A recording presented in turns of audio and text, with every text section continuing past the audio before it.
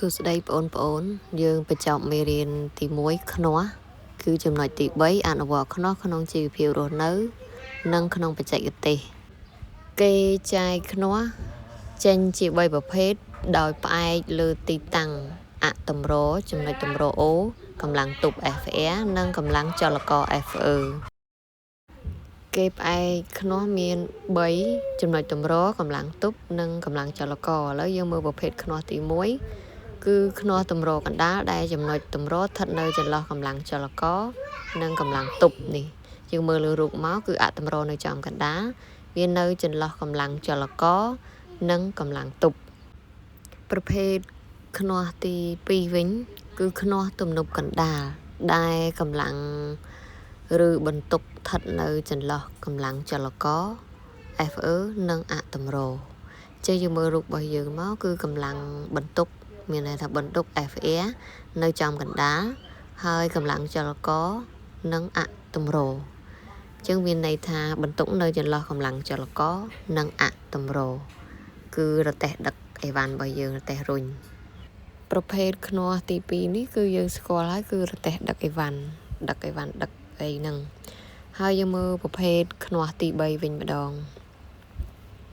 ប្រភេទខ្នោះទី3គឺប្រភេទខ្នោះចលករកណ្ដាលដែលកម្លាំងចលករស្ថិតនៅចន្លោះចំណុចតម្រ O និងកម្លាំងទប់ FR ចឹងយើងមើលលើរូបរបស់យើងមកគឺកម្លាំងចលករគឺនៅចំកណ្ដាលរវាងអតម្រនិងកម្លាំងទប់យើងមើលមកនៅវារូបអត់សូវច្បាស់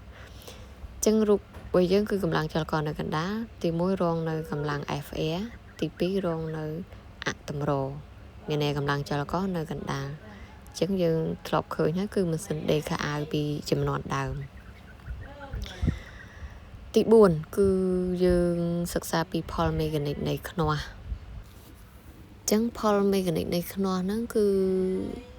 យើងចាំនិយមន័យវាគឺផលមេកានិកនៃខ្នោះគឺជាផលធៀបរវាងកម្លាំងឬបន្ទុក FR និងកម្លាំងចលករ FE ឬក៏គេធ្វើផលធៀបរវាងប្រវែងដៃខ្នោះចលករ DE និងប្រវែងដៃខ្នោះបន្ទុកជាជំមានរូបមន្តគឺ MA តាំងឲ្យផលមេកានិកស្មើនឹង FR លើ FE គេយក FR កម្លាំងទប់ធៀបជាមួយនឹងកម្លាំងចលករមួយទៀតគេអាចសរសេរបានថា MA ស្មើនឹង DE លើ DR យកប្រវែងដៃខ្នោះចលករធៀបនឹងប្រវែងដៃខ្នោះទប់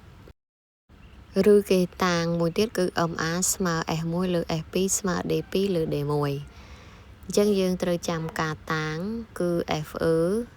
តាំងឲ្យកម្លាំងចលករគិតជាញូតុន FR តាំងឲ្យកម្លាំងទប់គិតជាញូតុនដែរ DE តាំងឲ្យចម្ងាយប្រវែងខ្នោះគិតជាម៉ែត្រ DR តាំងឲ្យចម្ងាយប្រវែងខ្នោះទប់គិតជាម៉ែត្រដែរអញ្ចឹងរូបមន្តរបស់យើងគឺមានប៉ុណ្ណឹងហើយត្រូវចាំការតាំង SE តាំងអីចេះយើងមើលលំហាត់របស់យើងមានលំហាត់2លំហាត់ទី1និងលំហាត់ទី2អញ្ចឹងលំហាត់ទី1របស់យើងគឺកម្មករម្នាក់ប្រើរទេះរុញដើម្បីដឹកឥដ្ឋដោយរូបក្នុងរូបភាពគាត់បញ្ចេញកម្លាំងចលករ FR ស្មើ200ញូតុនដើម្បីលើករទេះដែលមានទម្ងន់បន្ទុក FE 600ញូតុនរកផលមេកានិកគេតាំងឲ្យ MA នៃរទេះរុញនោះចេះយើងមើលលើរូបរបស់យើងគឺរទេះដឹកទំនិញគឺកម្លាំងបន្ទុក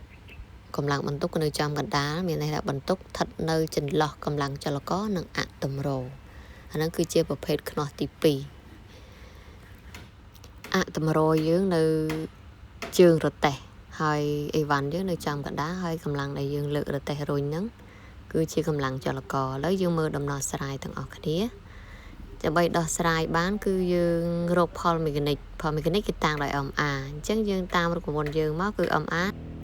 ស្មើនឹង FR លើ FE ស្មើនឹង DE លើ DR ឬក៏ MA ស្មើ S1 S2 ស្មើ D2 លើ D1 អញ្ចឹងដោយ SE ស្មើ600ញូតុន SR ស្មើនឹង200ញូតុនប្រធានលំហាត់គេប្រាប់2ហ្នឹងអញ្ចឹងយើងយក MA ស្មើនឹង FR លើ SE យកមកធៀប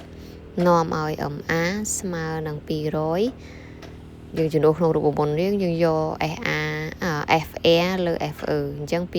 200ចែកឲ្យ600ស្មើនឹង 0.33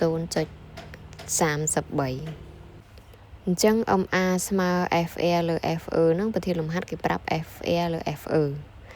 បើគេប្រាប់ប្រវែងខ្នោះយើងធៀបជាមួយប្រវែងខ្នោះបើគេប្រាប់កម្លាំងយើងធៀបមួយកម្លាំងយើងមើលលំហាត់ទី2គេមានខ្នោះមួយដែលមានផលមេកានិក MA ស្មើ4គេដឹងថាដៃខ្នោះបន្ទុកមានប្រវែង DR ស្មើនឹង25សង់ទីម៉ែត្រគេត្រូវដាក់ចម្ងាយចលករ DE ប៉ុន្មានម៉ែត្រពីចំណុចតម្រដើម្បីឲ្យស្របតាមផលមេកានិកខាងលើអញ្ចឹងផលមេកានិកខាងលើគេប្រាប់មក4ប្រវែងខ្នោះ DR 25សង់ទីម៉ែត្រ DE គេសួររកប្រវែងខ្នោះចលករអញ្ចឹងយើងរក DE ស្មើនឹងប្រមាណអញ្ចឹងតាម MA ស្មើ DE លើ DR នាំឲ្យ DE យើងទីរក DE ស្មើ MA គុណនឹង DR អញ្ចឹងយើងទីរក DE យើងបោះ DR មកអង្គទី1មកយើងបាន MA គុណដោយ DR ស្មើនឹង25សង់ទីម៉ែត្រប្រវែងទៅយើងបាន 0.25 ម៉ែត្រហើយ MA គេប្រាប់មក4អញ្ចឹងនាំឲ្យ DE ស្មើនឹង4គុណនឹង 0.25 ម៉ែត្រយើងគុណមកយើងបាន1អញ្ចឹងដូចនេះ MA ស្មើនឹង1អញ្ចឹងដើម្បីរកផលមេកានិកបានយើងមើលទៅលើប្រធានលំហាត់បើប្រធានលំហាត់គេប្រាប់កម្លាំងយើងយក MA ស្មើនឹង FE លើ FE បើប្រធានលំហាត់គេប្រាប់ប្រវែងខ្នោះយើងយកប្រវែងខ្នោះមកធៀបអញ្ចឹង MA ស្មើនឹង DE លើ DR មេរៀនខ្នោះរបស់យើងគឺចប់តែប៉ុណ្ណឹងហើយយើងត្រូវចាំនិយមន័យរបស់ខ្នោះចែកចេញជាប្រមាណប្រភេទហើយដើម្បីកំណត់ទីតាំងខ្នោះមានអីខ្លះហើយផលមេកានិកនៃខ្នោះមានរូបមន្តដូចម្ដេចយើងត្រូវមើលវាឲ្យចេះដើម្បីអនុវត្តលំហាត់បន្តទៀតមេរៀនសង្ខេបរបស់យើងគឺចប់តែប៉ុណ្ណឹងហើយយើងនឹងជួបគ្នានៅវីដេអូក្រោយទៀតដើម្បីអនុវត្តលំហាត់មេរៀនខ្នោះទាំងអស់គ្នាអរគុណដែលមើលវីដេអូនេះបើចូលចិត្តវីដេអូជួយ Subscribe ឲ្យម្នាក់មួយផងដើម្បីទទួលបានវីដេអូថ្មីៗបន្តទៀតអរគុណជួបគ្នានៅវីដេអូក្រោយទៀត